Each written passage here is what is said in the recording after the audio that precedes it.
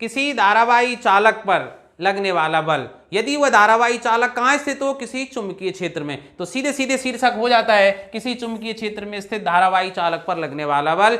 हम जानते हैं किसी चालक में जब धारा प्रवाह होती है तो वो मुक्त इलेक्ट्रॉनों के कारण होती है। अब मुक्त इलेक्ट्रॉनों की गति की दिशा कहाँ होती है भाई, धारा प्रवाह के विपरीत दिशा में मानी जाती है। ये चिन्ह परपाटी है, ये परपाटी के रूप में शुरू से माना जा रहा है कि भाई धारा प्रवाह होता है पॉजिटिव आयनों के कारण, लेकिन वास्तविकता आप लोग जानते हैं, हम भी जानते हैं, तो मान क्या लिया जाता है कि धारा प्रवाह के विपरीत दिशा में मुक्त इलेक्ट्रॉन प्रवाहित होते हैं। तो हम क्या लिखेंगे भाई इसमें कि किसी चालक में धारा प्रवाह मुक्त इलेक्ट्रॉनों के कारण होता है और मुक्त इलेक्ट्रॉनों की गति की दिशा धारा प्रवाह के विपरीत दिशा में होती है। इसके लिए अब मैं मान लेता हूं कि कोई धारावाही चालक PQ है भाई, इस तरह से। अब मैं चित्र बना देता हूं, आप थोड़ा धैर्य रखें कि एक धारावाही चालक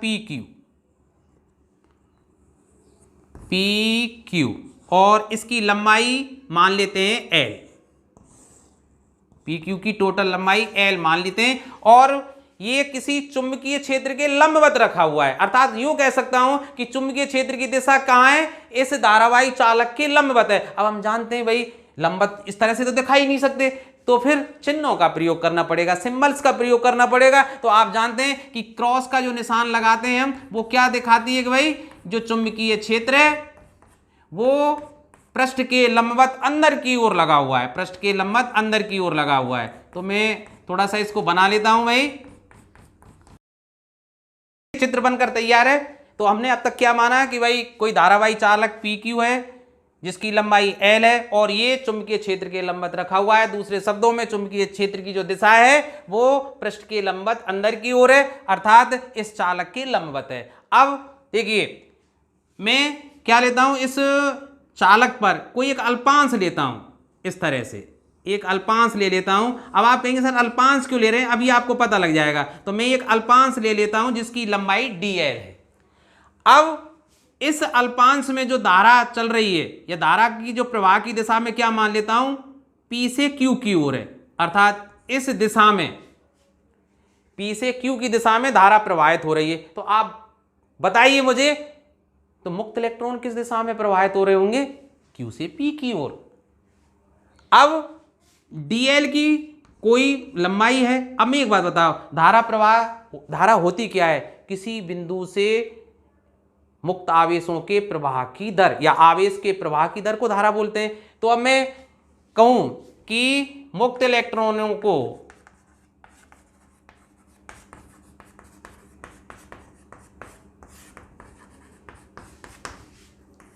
अल्पांश DL से गुजरने में लगा समय, गुजरने में लगा समय। एक बात और, अब आप कहेंगे सर ये सदिश का चिन्ह क्यों लगा दिया भाई, जब धारा प्रवाहित हो रही है P से Q की ओर और इलेक्ट्रॉन का अनुगमन वेग मैं मान लेता हूं VD, मुक्त इलेक्ट्रॉनों का अनुगमन वेग VD है, तो वो Q से P की ओर प्रवाहित हो रहे हैं। तो DL अल्पांश को पार करने में जो लगा समय होगा वो अल्प ही होगा। तो DT बराबर हो जाएगा, अब समय बराबर क्या होता है, दूरी बटे चाल। तो DL दूरी हो जाएगी अपॉन चाल या वेग क्या हो जाएगा, VD। समीकरण 1। बात आई नहीं समझ में, क्या निकाला है मैंने भाई, मुक्त इलेक्ट्रॉनों को अल्पांश DL से गुजरने में लगा समय। अब देखिए आपसे अब मैं एक चीज और पूछना चाहूं कि भाई DT समय में DL अल्पांश से कितना आवेश प्रवाहित होगा। तो आवेश का मान आप निकाल सकते हैं ना। तो देखिए DT समय में अल्पांश DL से प्रवाहित या गुजरने वाला आवेश, और वो क्या होगा, DQ होगा। अल्पांश भाई अल्पांश DL है, तो अल्पांश DL से कितना आवेश प्रवाहित होगा DT समय में, आप निकाल सकते हैं। सूत्र आपने पढ़ा ही था भाई कि I बराबर क्या होता है डी क्यू अपॉन, या ऐसे कह सकते हैं कि क्यू अपॉन डी टी। अर्थात कोई जैसे ये चालक है तो धारा की सही परिभाषा क्या है, किसी चालक के किसी बिंदु से गुजरने वाले आवेश के प्रवाह की दर, है ना, अर्थात इकाई समय में, तो क्यू अपॉन डी टी इस तरह से लिखते हैं। तो अब देखिए Q का मान पूछ रहा हूं मैं, तो क्या हो जाएगा आई डी टी, तो ये हो जाएगा भाई I इंटू डी टी। अब डी टी का मान समीकरण 1 से रख दीजिए, तो डी क्यू बराबर क्या हो जाएगा भाई, I तो है ही, तो D L upon V D, और वी डी क्या है भाई, मुक्त इलेक्ट्रॉनों का वेग, इस बात को भूल मत जाना। तो मैं इस समीकरण से वी डी अर्थात मुक्त इलेक्ट्रॉनों का वेग ज्ञात कर सकता हूं। तो बी डी और डी क्यू का स्थान इंटरचेंज कर दीजिए, तो आई D L upon D Q, और ये बहुत महत्वपूर्ण समीकरण है जो आगे काम आने वाला है। अब देखिए भाई, आप जानते हैं कि यदि किसी चुंबकीय क्षेत्र में कोई आवेशित कण गति करे तो उस पर लगने वाले बल का मान अभी मैंने बताया था वो कितना होता है भाई, अर्थात किसी आवेशित कण पर लगने वाला चुंबकीय बल का मान क्या होता है, हम जानते हैं क्यू वी क्रॉस वी, यही पढ़ा था ना।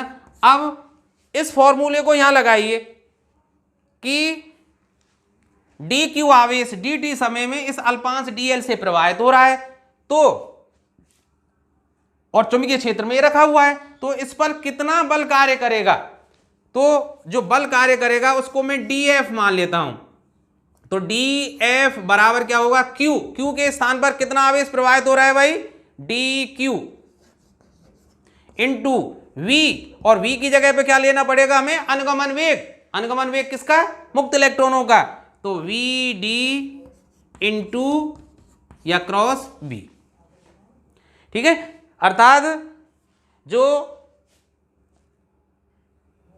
अल्पांश डीएल से डी क्यू आवेश प्रवाहित हो रहा है तो उस पर लगने वाला चुंबकीय बल किसके कारण, इस चुंबकीय क्षेत्र के कारण, वो होगा डी एफ बराबर D Q B D cross B.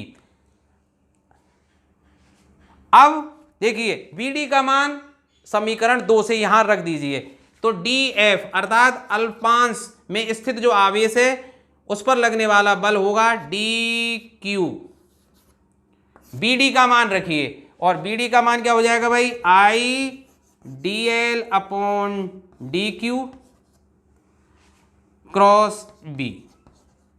तो देखिए डी क्यू से डी क्यू कैंसिल आउट हो जाएगा, तो अब क्या बचेगा भाई, मैं थोड़ा सा बोर्ड साफ कर लेता हूं, और यहां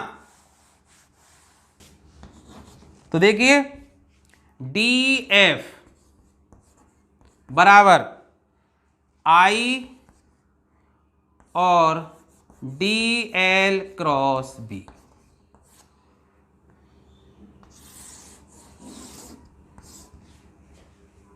ये क्या हुआ भाई, मुक्त इलेक्ट्रॉन जो इस अल्पांश से dt समय में गुजर रहे हैं उन पर चुंबकीय क्षेत्र के कारण लगने वाले बल का मान है भाई। अब मैं आपसे पूछूं भाई, मुक्त इलेक्ट्रॉन तो इस पूरे चालक में है, तो इस संपूर्ण चालक से जो जितने भी मुक्त इलेक्ट्रॉन हैं वो गुजर रहे हैं, तो उन पर लगने वाला चुंबकीय बल कितना होगा। तो इसके लिए मुझे क्या करना पड़ेगा भाई, इसका इंटीग्रेशन कर देंगे हम। अब अतः संपूर्ण चालक पर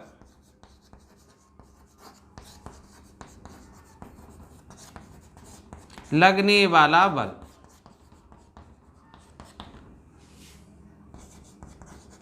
F बराबर होगा इंटीग्रेशन ऑफ डी एफ बराबर integration of I D L cross B, और मैं इसको क्या लिख सकता हूं भाई, आई को बाहर निकाल सकता हूं, D L B sine theta, ऐसे लिख सकता हूं ना। अब इस साइन थीटा और बी को और बाहर निकाल दिया, हम जानते हैं कि चुंबकीय क्षेत्र एक कांस्टेंट रेशो है और इसी तरह साइन थीटा भी एक कांस्टेंट राशि है, तो इनको मैं बाहर निकाल सकता हूं। तो एफ का मैग्नीट्यूड हम इससे निकाल सकते हैं, कैसे निकाल सकते हैं भाई, आई बी साइन थीटा बाहर आ जाएंगे और इंटीग्रेशन ऑफ डी एल अर्थात जो अल्पांश हमने लिया था dl, इसका इंटीग्रेशन क्या होगा, इंटीग्रेशन का मतलब सबको जोड़ दीजिए। तो ये जो धारावाही चालक है PQ, ये छोटे छोटे ऐसे ही अल्पांशों से निर्मित हम मान सकते हैं। तो ये dl dl dl dl dl dl इस तरह से सभी dl को अगर जोड़ दिया जाए तो क्या आ जाएगी भाई, चालक की लंबाई। और चालक की लंबाई मैंने क्या मानी है, कैपिटल L, अर्थात इंटीग्रेशन ऑफ dl क्या होगा, L। तो मैं क्या लिख सकता हूं भाई, IBL साइन थीटा।